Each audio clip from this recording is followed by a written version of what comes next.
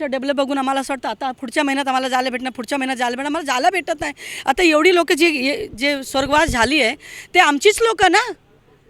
ते विरोधक म्हणा किंवा आपल्या इकडचे म्हणा, शेवटी हे पण आपलेच आहे ना. ह्यांना पण यायचं आहे, शेवटी एकमेकांचं तोंड बघायचंच आहे. कशाला मी त्यांना सांगितलं पण, अरे सोडा भाऊ, जाऊ दे अभि या पुढे आणि आपण एकत्र होऊन आपल्या घरात जाऊ. नाही, लास्टपर्यंत आम्ही विरोध करणार, लास्टपर्यंत आम्ही लढणार. नमस्कार, मी नेहा गायकवाड. मेरा बरं समाचारमध्ये तुमचं मनपूर्वक स्वागत करते. आपण आहोत भांडूप येथे. भांडूपचा जो SRAचा प्रोजेक्ट इथे राबवला जात आहे तिथे आपण आहोत. काही दिवसांपासून आपण पाहतो की आझाद मैदानामध्ये विजय मोरे यांचं जे आहे उपोषण चालू आहे. उपोषण याकरता आहे की त्यांचा असा आरोप आहे की जी भांडूपमध्ये सुखकर्ता गृहनिर्माण संस्था आहे त्यांचे काही सभासद त्यांचं काहीतरी भ्रष्टाचार चालला असा त्यांचा आरोप आहे आणि तो मुद्दा ते घेऊन आझाद मैदानामध्ये आंदोलनासाठी बसलेला आहे. तर जे विजय मोरे आहेत त्यांचं असं म्हणणं आहे की सुखकर्ता गृहनिर्माण संस्थेचे जे अध्यक्ष आहेत, पण आता इथे आल्यानंतर आपल्याला कळालं की सुखकर्ता गृहनिर्माण संस्था जी आहे त्यांचे मूळ अध्यक्ष आहेत राजेश भोसले. ते आपल्यासोबत आहे संवाद साधण्यासाठी. एकंदरीत काय मुख्य मुद्दा आहे आणि काय कारण आहे ते आपण त्यांच्याशी संवाद साधणार आहोत. ज्याप्रमाणे नाण्याच्या दोन बाजू असतात, तर एक बाजू आपण आधीच पाहिलेली आहे विजय मोरे यांची, तर दुसरी बाजू आज आपण पाहण्यासाठी आलेलो आहोत. सर, ज्याप्रमाणे आपण पाहतोय की आझाद मैदानामध्ये विजय मोरे यांचं आंदोलन चालू आहे, 10 दिवसापासून आंदोलनासाठी बसलेले आहेत. एकंदरीत काय विषय आहे त्यांचा असा आरोप आहे की जो भांडूपमध्ये SRAचा प्रोजेक्ट राबवला जातोय त्याच्यामध्ये कुठेतरी भ्रष्टाचार आहे. तर तुमचं काय म्हणणं आहे? तर पहिली गोष्ट म्हणजे भ्रष्टाचार काय आहे. भ्रष्टाचाराचे जे पुरावे असतात ना काहीतरी, तर पुरावे घेऊनच बोलावं लागतं ना. तर दरवेळेला त्यांचं तेच चाललेलं आहे की ह्या प्रकल्पात भ्रष्टाचार कसं होणार, शासनाचा प्रकल्प आहे हा प्रकल्प, SRA आणि शासनाचा प्रकल्प असल्याकारणामुळे भ्रष्टाचाराचा विषय येत नाही. सगळे अधिकारी आपल्या पद्धतीनेच काम करत आहेत. आणि दुसरी गोष्ट, हे जे भ्रष्टाचार बोलत असतील तर भ्रष्टाचाराचे पुरावे एक पण दिलेले नाहीत त्यांनी, तर भ्रष्टाचाराचा विषय येतच नाही आहे ना. आणि दुसरी गोष्ट, हे जे उपोषण आज चालू आहे इकडे, ते उपोषणाचा खरं म्हणजे मला निषेध आहे. उपोषण कशासाठी करत आहेत तुम्ही? भाड्यासाठी करत आहात. तर तुम्ही भाडं जे तुम्ही बोलता की 15 वर्ष भाडं दिलेलं नाही आहे, तर 15 वर्ष भाडं 2015पासून ह्यांना भाडं दिलेलं नाही आहे. 2014 ते 15 ह्यांना भाडं दिलेलं आहे आणि 2015ला ते अपात्र झालेले आहेत. 33A नियमाप्रमाणे अपात्र झालेले आहेत. आणि ते बरोबर 5 सप्टेंबर 2015 रोजी हे लोक अपात्र झाले. ह्यांना वारंवार शासनाने पत्रव्यवहार केलेला आहे की तुम्ही प्रकल्पामध्ये सामील व्हा, पण त्यांनी शासनाला काही जुमानलं नाही आहे. तो नाविलाजा असतो, शासनाने 33A कारवाईनुसार यांना अपात्र केलेलं आहे. मॅडम, 33A म्हणजे काय? 33A म्हणजे सभासद पात्र आहे आणि त्यांनी पात्र असून भाडं पण घेतलेलं आहे. आणि ज्या वेळेला विकास कामासाठी जेव्हा आपण निष्कासन करायला येतो तर त्यांनी ताबा दिलेला नाही आणि निष्कासन करायला विरोध केलेला आहे. अच्छा, त्यामुळे ते अपात्र झालेले आहेत. तर हे अपात्र झाले आहेत. 33A नियम 2012ला काहीतरी हा पारित झाला आहे आणि अंमलबजावणी 2015ला झालेला आहे. आणि ह्या नियम झाल्यामुळे हे अपात्र झाले आहेत. तर अपात्र असताना शासन किंवा विकासक यांना रेंट देऊ कसं शकतो? कारण 2015 ते 2025पर्यंत अपात्र होते आणि आता 2025ला ते पात्र झालेले आहेत. तर नियमाप्रमाणे 2025 नंतर ते पजेशनपर्यंत त्यांना रेंट देणं बंधनकारक आहेत. पण हे जे बोलत आहेत, आरोप करत आहेत की 2015पासून आम्हाला रेंट दिलेलं नाही आहे, तो हा आरोपच खोटा आहे आणि हे उपोषणच खोटं आहे. या उपोषणाचा आम्ही सगळे सुखकर्ता सोसायटी सभासद आणि मी सोसायटी आम्ही निषेध करत आहे. ज्याप्रमाणे आता सर म्हणाले की विजय मोरेंचा जो उपोषण आहे तो कसा चुकीचा आहे, तर एकंदरीत त्यांचं असं म्हणणं आहे की ते सुखकर्ता कोऑपरेटिव्ह सोसायटीचे जे आहेत ते तिकडे अध्यक्ष आहेत. तर तुमचं काय म्हणणं आहे ते? आणि ज्याप्रमाणे आता मूळ अध्यक्षांशी आपण संवाद साधला, तर काय म्हणणं आहे तुमचं? 2015 पूर्वी ते सचिव होते. अध्यक्ष तेव्हाही राजेश अनंत भोसलेच होते. त्यानंतर जेव्हा देवळामध्ये आमची मीटिंग झाली, जेव्हा डिमोलिशनचं वगैरे आणि हे भाडं वाटप त्यांच्या हस्तेच झालं. भाडं वाटप झाल्यानंतर त्यांनी काही सोसायटीतल्या मेंबर्सना कन्व्हिन्स केलं की बा आपला प्रकल्प हा व्यवस्थित आहे, प्रकल्पामध्ये काही याच्यामध्ये बिल्डिंग जे मेजरमेंट्स काय ते गव्हर्मेंट सगळं शासन सगळं अखत्यारीत करून सगळं काम करते आहे. त्याच्यानंतर काही लोकांचा विरोध होता, त्यांनी तो विरोध त्यांना समजावून सांगितलं पण काही कालांतराने वर्षानंतर त्यांना काय वाटलं आणि त्याच्यानंतर त्यांनी विरोध त्या गोष्टीला चालू केला. पण भाडं हे त्यावेळेला त्यांनाही मिळालं होतं, त्यांनीही घेतलं होतं.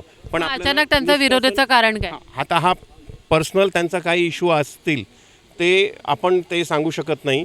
पण त्या पर्सनल इश्यूचा त्यांनी एवढा बाऊ केल्यानंतर त्यांनी विरोध सुरू केला. विरोध त्यांचा नंतर आम्ही मिटिंगमध्ये पण त्यांना समजवलं की तुम्हाला जर कमिटीमध्ये यायचं असेल तर तुम्ही कमिटीमध्ये या, कमिटीमध्ये आपण सगळे मिळून एकत्र काम करू.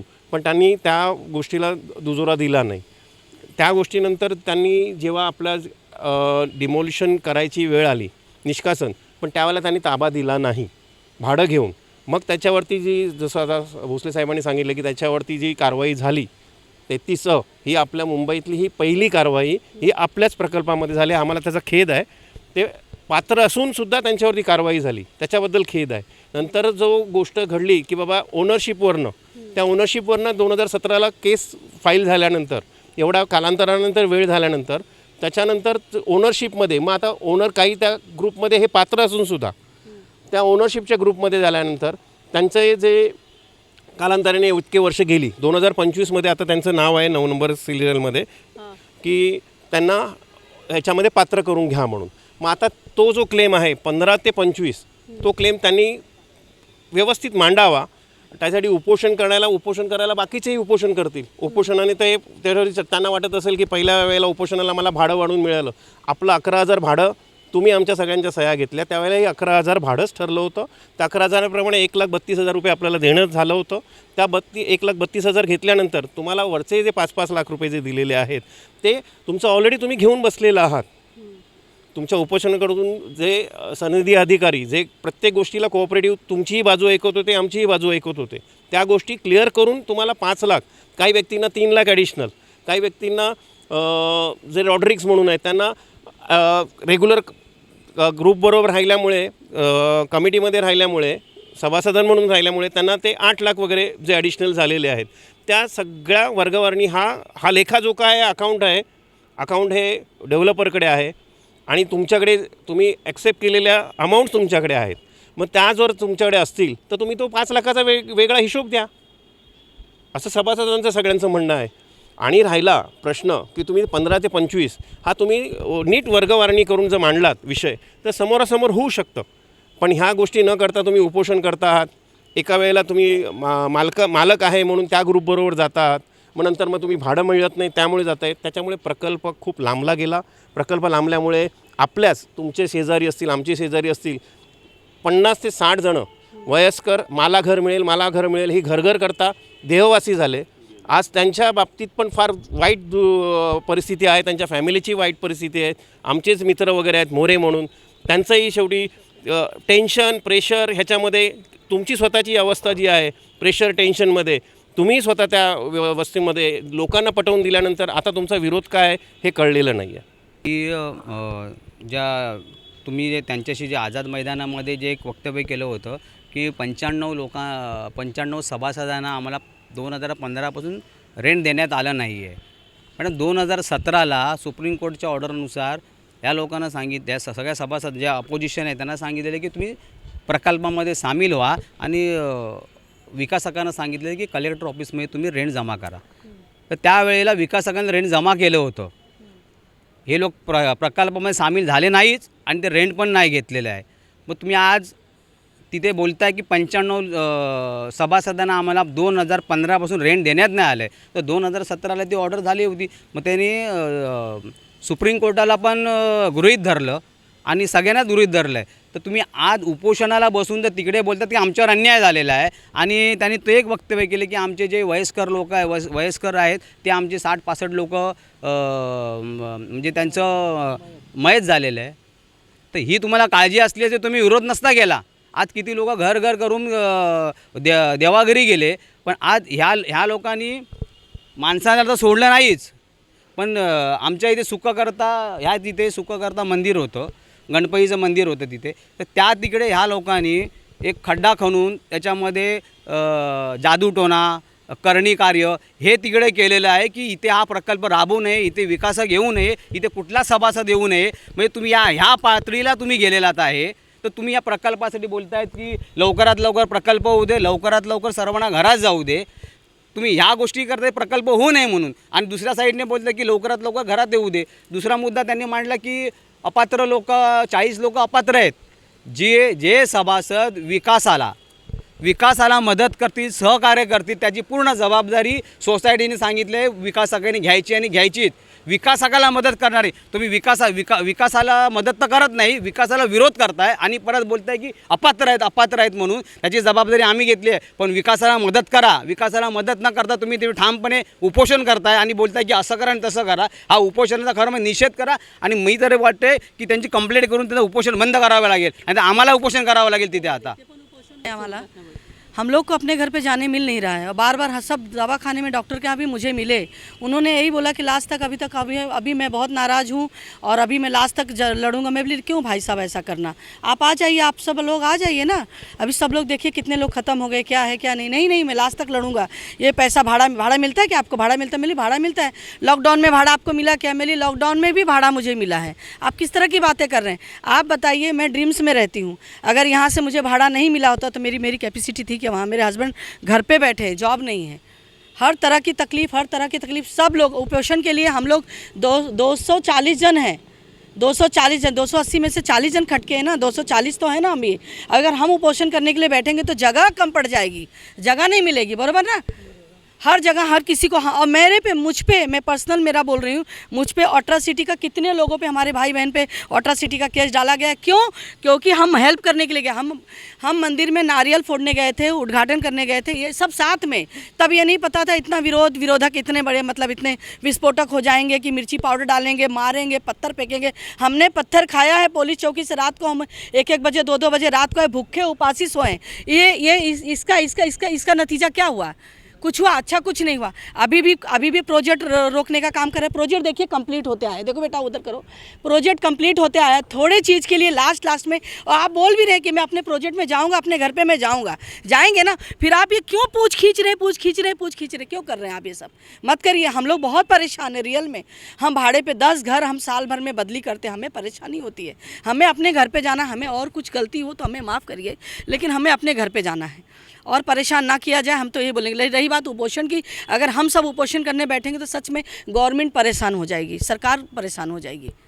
आणि जो विषय काढला केसेसचा, आम्ही ते बोलले ना, आम्ही नारळ फोडायला आलेलो होतो, तर हे लोक तयारीमध्येच होते. आम्हाला मारहाण केली, मिरची पावडर टाकली, प्री प्लॅन होतं सगळं. प्री प्लॅन होता. आणि आम्ही काय मारामारी आम्ही 200 लोक होतो, ते 30-40 लोक होते, तर 200 लोक घुसले असतं तर काय झालं असतं. पण आम्हाला ती गोष्ट करायचीच नव्हती. आम्हाला भरपूर जणांना लागलं, माझा पण हात तुटला आहे, भरपूर जणांना लागल्या गेलेलं आहे. पण ह्या लोकांनी काय केलं, ही मारामारी झाल्यानंतर आम्ही पोलीस स्टेशनला रिस्टर सांगितलं की अशी मारामारी झाली. त्यांनी एक पॉलिटिशियन प्रेशर झाला किंवा ह्या लोकांनी खोटी कंप्लेंट करून आमच्यावर ॲट्रॉसिटीची खोटी कंप्लेंट केली. मारामारी राहिली साईडला, ॲट्रॉसिटीची 2017ला खोटी कंप्लेंट केली, आणि ती कंप्लेंट करून ती केस सिव्हिल कोर्टामध्ये केस टाकली आमच्यावर ॲट्रॉसिटीसाठी. आणि ती 2017पासून 2024पर्यंत आम्ही ती केस लढलो आणि केस जिंकलो आम्ही. ॲट्रॉसिटीची हे बघा, हे सगळे मारामारीचे फोटो, हे बघा. हे आज सह्याद्रीनगरचा एक सुसंस्कृत आम्ही सगळी लोक राहणार आहे इथे, आणि आज हे घडवलं ह्या लोकांनी. आम्ही बाहेर का सांगत नाही, आम्हाला लाज वाटते बाहेर सांगायला, कारण आम्ही एवढ्या चांगल्या सोसायटीमध्ये राहतो आहे आणि ह्या गोष्टी व्हायला नको. तुम्हाला मगाशी पण बोललो ना, तिकडे मंदिरामध्ये सांडू केलं, म्हणजे ह्यांचा अर्थ काय होतं की हे कुणाला सोडणारच नाही, असा अर्थ आहे का? आज एवढी मेहनत करून सगळ्यांनी मिळून आम्ही आज बिल्डिंग उभी केली आहे. बाहेर उभं राहून काय बोलणार, 4 माळे झाले आहेत तुटणार, 5 माळे झाले तुटणार, 13 माळे झाले तुटणार. आणि तुटणार काय, तुमचं घर पण तिथे आहे. तुम्हाला थोडी तरी एक विचार पाहिजे की आपलं घर पण त्याच्यामध्ये आहे. म्हणजे अशा वृत्तीचे माणसं, आणि ते उपोषणाला बसले आहेत. यांना थोडी तरी आता तोंडातनं काहीतरी माहिती निघेल, पण मी पण ते कंट्रोल करतो. म्हणजे एवढा त्रास दिला ना त्यांनी. आमच्या जे म्हातारे कोतारे बिचारे आहेत सगळेजण म्हणतात आज आम्ही आमच्या घरात जाऊ. ते घर राहिलं साईडला, आणि आज संपत आल्या प्रकल्प आमचा. आता आम्ही कधी पण पोझिशनला जाऊ, आणि ते तिकडे बोंबलतात की प्रकल्प रेंगाळत चाललेला आहे. काय रेंगाळत चाललेला आहे? वाट लावली तुम्ही सगळ्या प्रकल्पाची, सगळे खोटे नाटे आरोप करून तुम्ही प्रकल्पाची वाट लावली, आणि आता बोललं की रेंगाळत चाललेलं आहे. तर ह्या अशा लोकांना उपोषणावरून मी तर बोलते उठवावं तिकडून, आणि शासनाने तरी उठवावं, त्यांना परमिशन देऊ नये. आता उपोषणाला बसले आहेत तिकडे, एवढी माझी विनंती आहे. इकडची लोक पण अग्रेसिव्ह होऊ शकतात आणि लेप करायला ना की मिरची ही पावडर आणि मार condition. खायला. ही माणसं आहेत का?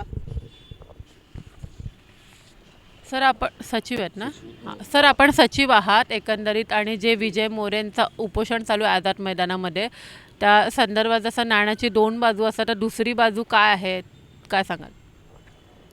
दुसरी बाजू म्हणजे आता जे उपोषण करतायत ही लोक बरोबर आहे ते बोलतात की प्रकल्पाला उशीर झाला आहे आम्हाला भाडं मिळत नाही पण हा जो प्रकल्प जो सुरुवात केली आहे ते त्यावेळी सचिव तोच होता आणि हे सगळं जे केलं आहे त्याचा उशीर व्हायला पण जबाबदार तोच आहे कारण की काय भाडं देत नाही म्हणजे आता त्याच्यावर 33ची जेव्हा कारवाई झाली होती ती 33ची कारवाई आता शासनाने मागे घेतली तर तेव्हापासून पात्र झाल्यापासून त्याला भाडं द्यायला विकासक तयार आहे त्याच्यामुळे उशीर हा तो सांगतोय पण हे सगळं खाली करणं वगैरे आता पण त्यांचा आरोप हाच आहे की आम्हाला भाडं मिळत नाही आहे 2015पासून भाडं मिळालेलं नाही आहे 2015ला त्यांच्यावर 33ची कारवाई झाली आहे जी मुंबईमध्ये सगळ्यात पहिल्यांदा अंमलात आणली गेली SRA तर्फे ते 2015 ऑक्टोबर 2015पासून ऑक्टोबर 2025पर्यंत त्यांच्यावर कारवाई होतीच शासनाने ती आता मागे घेतली तर आता त्यांना पात्र झाल्यावर शासनाच्या नियमानुसार जे काही भाडं असेल ते भाडं देण्यात येईल आणि प्रकल्प जो उशीर झाला आहे त्या प्रकल्प उशिरामध्ये पण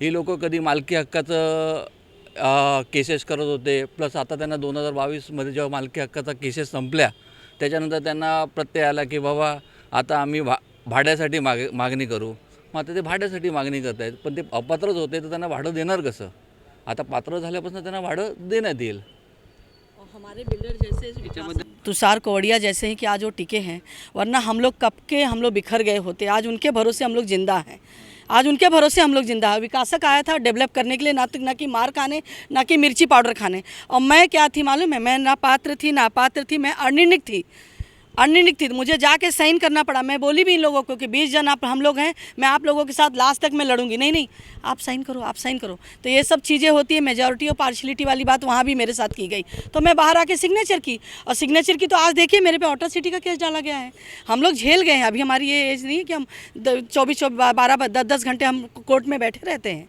आप बताइए ये जायज़ है क्या हे चुकीचं आहे आणि आता हे सगळं त्यांना बंद करायला पाहिजे म्हणजे अजूनपर्यंत त्रास सगळ्यांना होतच आहे होत आहे ना मॅडम होत आहे ना हे काम बघून आमचं डेव्हलप बघून आम्हाला असं वाटतं आता पुढच्या महिन्यात आम्हाला जायला भेटणार आम्हाला जायला भेटत नाही आता एवढी लोक जे स्वर्गवास झाली आहे ते आमचीच लोक ना ते विरोधक म्हणा किंवा आपल्या इकडचे म्हणा शेवटी हे पण आपलेच आहे ना ह्यांना पण यायचं आहे शेवटी एकमेकांचं तोंड बघायचंच आहे कशाला मी त्यांना सांगितलं पण अरे सोडा भाऊ जाऊ दे अभि या पुढे आणि आपण एकत्र होऊन आपल्या घरात जाऊ नाही लास्टपर्यंत आम्ही विरोध करणार लास्टपर्यंत आम्ही लढणार थँक्यू बसले आहेत भाड्यासाठी म्हणजे भाडं कोणाला दिलं जातं सभासदांना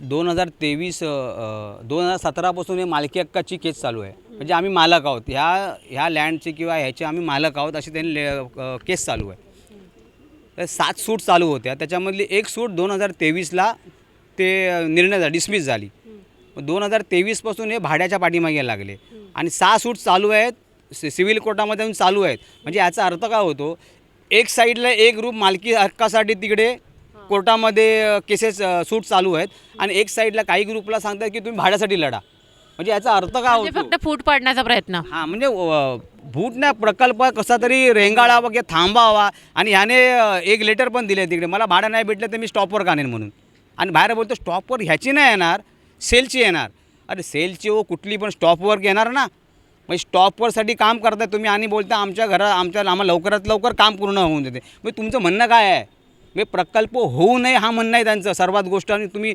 उपोषणाला बसलात आहे बरं मग प्रकल्प होऊ नये म्हणतात एका बाजूला म्हणतात की आम्हाला भाडंसुद्धा मिळत नाही आहे आणि जेवढं डिले होणार मग त्याच्यानंतर मग सगळ्यांना प्रॉब्लेम तेवढंच होणार म्हणजे नक्की म्हणणं काय असं तेच स्पष्ट होत नाही ते खरं म्हणजे कारण आता बघा मी तुम्हाला क्लिअर कट सांगितलं ना की जर तिकडे भाडं मागतायत आणि इकडे 6 सूट चालू आहेत म्हणजे विषय काय तुम्ही मालक पण आहात आणि सभासद पण आहात तुमचं म्हणणं काय ते तुम्ही शासनाला पण फसवताय न्यूज चॅनलला पण लोकांना पण सर्वांना फसवतात आणि शासकीय अधिकारी चांगलं काम करतायत. ते आरोप करतायत शासकीय अधिकारी असे करतात. मी तर बोलतो हसीन गुप्तांना माझा सलाम आहे. 33A जो लावला ना यांच्यावर त्यांना खरोखर सलाम आहे. कारण 33A जेव्हा त्यांना ऑर्डर आली ना तेव्हा उपजिल्हाधिकारीकडे काही केसेस चालू होत्या सोसायटीच्या. ते सोसायटीवाले येऊन आम्हाला विचारायला लागले की कुठली कारवाई झाली 33Aची. बोलो अशा प्रकारे कारवाई आहे. तुम्ही रेंट घेतलेलं आहे, पात्र झालेला आहात आणि तुम्ही जर विरोध करतायत तर 33A लागेल. तर त्या 33A लागेल त्या भीतीपोटी त्यांनी त्या प्रकल्पामध्ये इंट झाले. असे भांडूपमध्ये 4-5 प्रोजेक्ट आहेत ते चालू झाले. म्हणजे मी तरी असं बोलेन की हसीन गुप्तांना सलाम आहे की अशा ज्या कारवाई आहे, ज्या अशी जर विरोध करत असणार, भाडं घेऊन पात्रता होऊन सुद्धा जर विरोध करत असतील तर ह्यांच्यावर सगळ्या म्हणजे जेवढ्या सोसायटी आहे त्यांच्या सगळ्या सभासदांना कारवाई करा. कारण दोष देतात विकासकाला, पण दोष पहिला आपल्यामध्ये आहे, तो पहिला सुधारा. एवढंच मला बोलायचं आहे. ज्याप्रमाणे आपण म्हणताय की निवडणुकीचा निवडणूक ज्या वेळेला झाली त्यावेळेला आधी कमिटी, त्यांचा असा आरोप होता की जी आधी कमिटीची कार्यकारिणी होती ती आधी बरखास्त करण्यात आली होती, कारण का त्याचं काम सभासदांना पटत नव्हतं, असा त्यांचा आरोप आहे. त्यांचं जे म्हणणं आहे की सदर कार्यकारिणी ही बरखास्त करण्यात येणे याची ही अशी मागणी आहे त्यांची. तर मी त्या संदर्भात सांगू इच्छितो की प्रशासकाने निवडणूक अधिकारी नितीन पवार यांना नियुक्त करून 2023मध्ये संस्थेची निवडणूक जाहीर केली होती. त्या अंतर्गत संस्थेतील विविध सभासदांनी 3 प्रकारचे पॅनल निवडणुकीला उभे होते, 3 ग्रुप उभे होते. त्यातील आता जी कार्यकारिणी जी काम करते आहे ती सगळ्या सभासदांनी, पात्र सभासदांनी आपल्या मतदानाचा हक्क बजावून ही कार्यकारिणी निवडून आणलेली आहे आणि मे 2023मध्ये ही कार्यकारिणी निवडून आली. त्याच्यानंतर जून 2023मध्ये ह्या कार्यकारिणीच्या पहिल्या मॅनेजिंग कमिटी मिटिंग्समध्ये राजेश भोसले हे नियुक्त नवीन अध्यक्ष म्हणून नियुक्त झाले. त्याशिवाय वैभव भुरके सचिव आणि विक्रांत साळुंके ट्रेजरर म्हणून इतर 15 सभासदांची आमची कमिटी आहे. आणि गेली 2 निवडून आल्यापासून ही सर्व सहकारी एक दिलाने, एका जोशाने आम्हाला सभासदांना लवकरात लवकर घरात कसं पोचवता येईल याच्याकडे काम करत आहे. त्यांचा सर्व आमच्या पात्र सभासदांचा, अपात्र सभासदांचा सर्वांचं पाठिंबा त्यांना आहे आणि त्यांचं काम व्यवस्थित चाललं आहे. ते रेग्युलर जनरल बॉडी मीटिंग्सही कॉल करत आहेत. काही जनरल बॉडी मीटिंग्स विरोधक कॉल केलेल्या मीटिंग्स होऊ नये म्हणून सदैव प्रयत्न असतात. गेली ऑगस्ट 2025ची निवडणूक सदस्य सभा ह्याच कारणामुळे सदर कार्यकारिणी पूर्ण करू शकली नाही, ती तहकूब करावी लागली. असे स्वतःच विरोध करायचा आणि स्वतःच आरोप करायचे की सभा घेतल्या जात नाही, निवडणूक घेतली जात नाही. तर मी त्यांना सांगू इच्छितो की आपल्या शासनाच्या सर्व नियम पाळूनच सदर कार्यकारिणी सगळ्या सभासदांनी आपला लोकशाही हक्क जो मतदानाचा आहे तो पार करूनच ही कार्यकारिणी नेमलेली आहे आणि ते चांगलं काम करतं आहे. आणि आम्हाला आशा आहे की येत्या काही महिन्यात आम्ही आमच्या स्वतःच्या घरात जाऊ. जर अशा शासनाने आता ह्या सगळ्या प्रकल्पाला बराच उशीर झालेला आहे, शासनाने पण कठोर कारवाई करून आता या प्रकल्पामध्ये कोणी जर आडकाठी आणत असेल तर त्यांच्यावर कठोर कारवाई करून लवकरात लवकर आमचा प्रकल्प पूर्ण करण्यासाठी आम्हाला सगळ्या सभासदांना मदत करावी, आमच्या कार्यकारिणीला पाठबळ द्यावे आणि यापुढे कुठल्याही उपोषणाला परमिशन देऊ नये. कारण ते आपण म्हणजे एका कारण तुमचं असंच म्हणणं आहे की जे पण काही आपापसात मुद्दे आहेत ते आधी मिटवा, त्याच्यानंतर मग कुठला पण जे विकासकाला प्रोजेक्ट द्या. ज्याप्रमाणे आता सर म्हणाले की एकंदरीत जे लोक आहेत, जेवढे पण सभासद आहेत तर ते सगळे आता एकत्र आहेत, तरीसुद्धा त्यापैकी काही जे सभासद आहेत ते विजय मोरे यांच्यासोबत आहेत. तर काय सांगाल? काही सभासद त्यांच्याबरोबर आहेत, म्हणजे ते 33ची कारवाई झाली त्यांच्यावर, त्यामुळे ते त्याच्या विजय मोरे बरोबर आहेत. पण मनापासून ते देखील काही त्यांच्यातले काही सदस्य देखील मनापासून त्यांच्याबरोबर नाहीत. 40 लोक अपात्र झाले.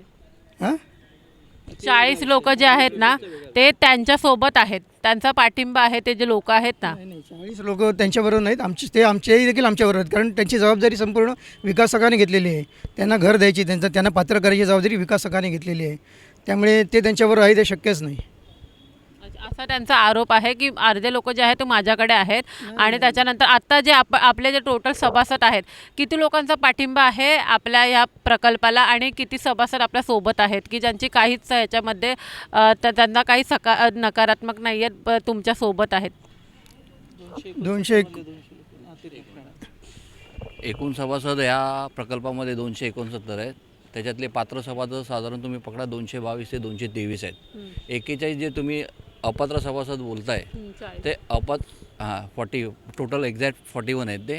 तर 41 जे अपात्र सभासद आहेत ते शासनाकडनं ते अपात्र झाले आहेत, कारण की काय कागदोपत्री असतील किंवा ट्रान्सफरमध्ये असतील असं झालेलं आहे.